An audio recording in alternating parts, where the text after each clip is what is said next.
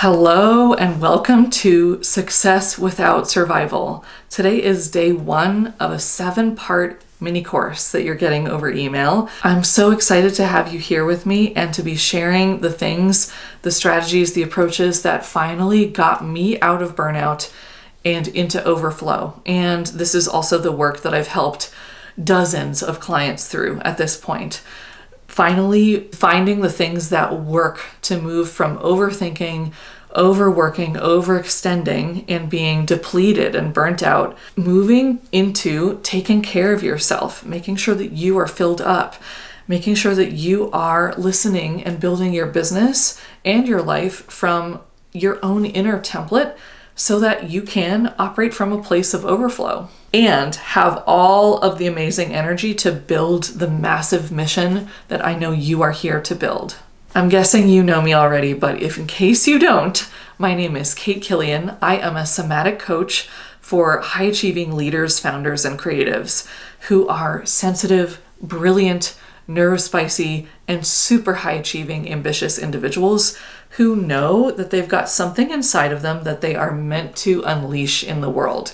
Maybe you are creating, the perfect little vinyl/coffee shop. Maybe you are building a creative incubator. Maybe you are creating a startup.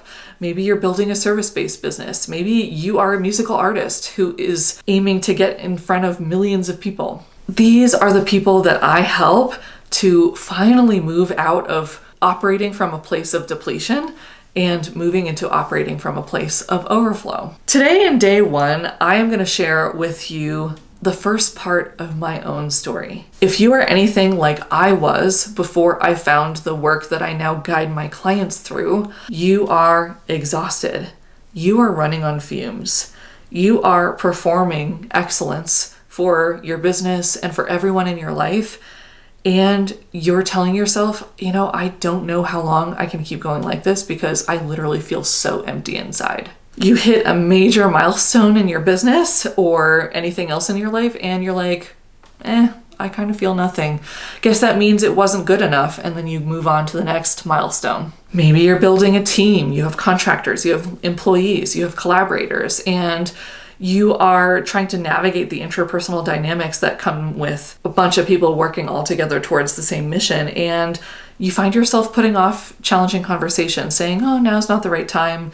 It's more mature of me to just let it go, just let it go. When actually those kinds of situations are not only eating away at the productivity of your venture, they're eating away at your resilience. And so far, your way of coping with all of this is to just intellectualize everything, to project plan, to research, to be the one who has all of the right answers in place, and to kind of have this performative, I've got my shit together kind of mentality, even though on the inside you're feeling uncertain and there are things that you really need that aren't getting met by the people who are supporting you in your company, or maybe even the people who are your friends or your loved ones in your regular life. And this kind of leads to a feeling of do I fit?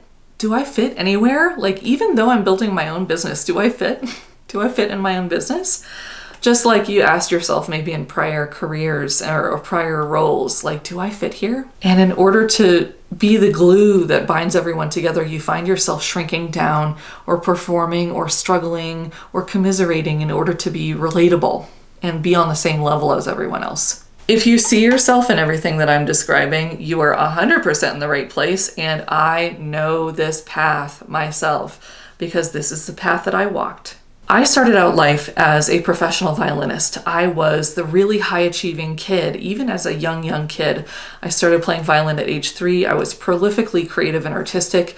I also excelled in academics. I was also the person in my family who was the social glue. I was reading the room to make sure I was helping fill the needs that my parents were kind of implicitly expecting me to fill, and keeping a very dysfunctional family dynamic, which I'll get into maybe a little bit later in this series, keeping it afloat. And what that meant is that by the time I got to conservatory, because I went to conservatory for violin performance, and I did my undergrad and master's in violin performance, I was so burnt out, even though I was in the top like 1% to 2% of the classical music industry. In my 20s, I played at the Coachella of classical music festivals. I played at Tanglewood Music Festival. I played at Bang on a Can, which is a crazy contemporary music festival. I premiered a violin concerto. I was the concertmaster of the chamber orchestra for the Mark Morris Dance Group, which is one of the top contemporary dance groups. And the entire time I was having these peak experiences where I was like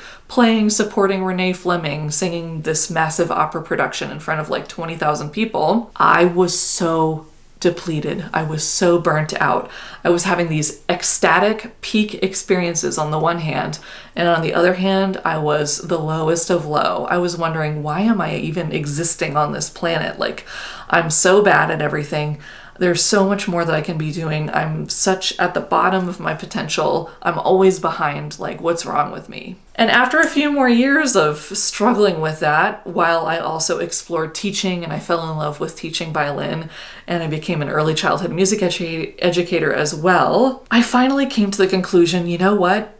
I don't think violin is really the career that's meant for me. I wouldn't be burning out if it was. And so I made the pivot into software engineering. I did a 6-month boot camp. I got hired at a Fortune 500 company and I started on my path of software engineering. At first, that was okay. And I was just trying to live a normal 9-to-5 life where I was going to my day job and I had hobbies in the evenings.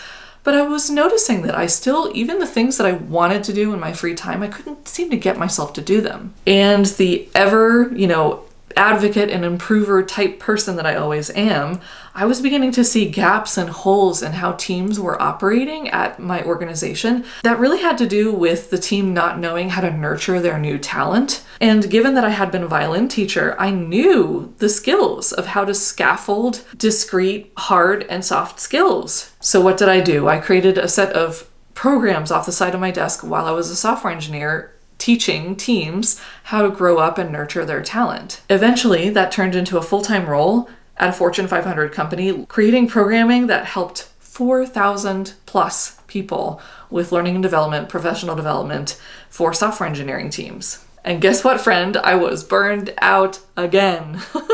By this time, I had seen the writing on the wall. I knew that because of my love of helping people when I was doing violin teaching, and I had almost gone to music therapy school instead of getting a master's in violin performance because I wanted to help people through music. And also this kind of trend of like, I really love mentoring, I love teaching, I love running these programs where people are growing and actualizing their potential. I finally said to myself, Kate, you need to follow what you've always known you wanted to do, which is to really dive into helping people. You need to train as a therapist or as a coach. And so as I began training as a coach and I started my coaching business, while I was working my 9-to-5, noticed that I was burning out again. And this is the moment when I finally said, no more. I cannot do this anymore.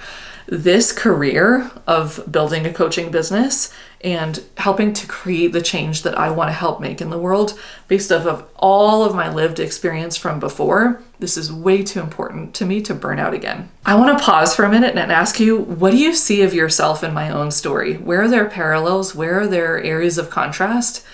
Before we jump into what all the things that I tried to get myself out of burnout this whole time, I wasn't just sitting there saying to myself, oh, I'm burnt out, I don't know what to do. I was trying to figure out how to, air quotes, fix myself the entire time. And maybe you can see yourself in some of these things too. First, I tried productivity hacking and project planning. I just thought if I know all of the productivity systems, I won't be burnt out. It'll be fine. I'll fix myself. It'll all be fine.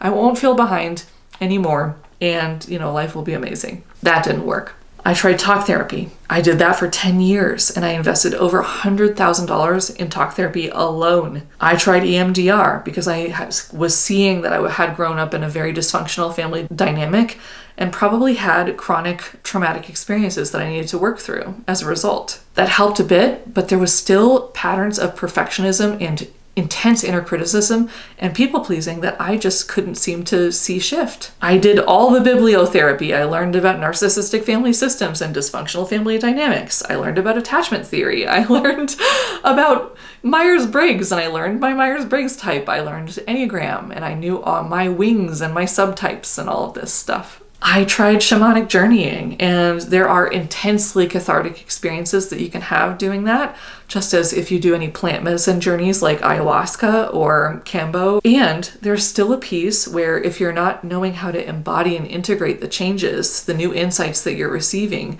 in those kind of transcendent experiences, then nothing's actually going to change. And that was what happened with me. And lastly, as I began to dive deeper into the world of healing and spirituality, I tried breath work and I tried Reiki, but again, I was getting incredible insights, but I wasn't actually changing my behavior. I was still overextending myself. I was still overworking, and I was still people pleasing. I was still reading the room and making sure that everyone else was taken care of above my own desires. And this is what really brings me to the fundamental pattern that I see that I was perpetuating, and my hunch is that this is what you are perpetuating too. The idea that if I just get more intellectual understanding and knowledge about why I am the way I am, why I overwork, why I overgive, why I stretch myself thin, then I can use all that intellectual knowledge to just basically beat myself into place, to, yell at myself hard enough about all the knowledge that I've accrued to get myself to do the right thing and show up for my business, show up to grow and to scale and to be more visible, because I intellectually know that I don't have to do what I've been doing before. This is the number one trap that I fell into through all of my attempts to change in the past. And this is absolutely what I see my clients do as well over and over again before we start doing the kind of work that I'm about to share with you. The real magic of what finally got me out of depletion into overflow and prioritizing my business, scaling my business, growing in the way that I wanted to grow, allowing myself to be seen, holding strong opinions while being publicly visible, holding conflict and staying strong and steady in what I valued and what I desired for my life in the face of all of that conflict. This is what we're going to be getting into in day 2 of Success Without Survival. This is where the real magic comes in of how I was able to successfully break a lot of the patterns that I found myself falling into that were keeping me in these states of depletion. So make sure you tune in for day 2 tomorrow. And what I want to leave you with today is that if you see yourself in my story, if you see yourself as someone who has been always the smartest person in the room, the person who's been able to make connections that other people can't make, the person who's leaned on their intellect to survive their life, the person who has tried to learn their way out of their dysfunctional patterns and intellectualize their way out of their dysfunctional patterns, and yet you keep finding yourself overextended, exhausted, and wondering, how can I keep going? You are not broken. You are not lazy.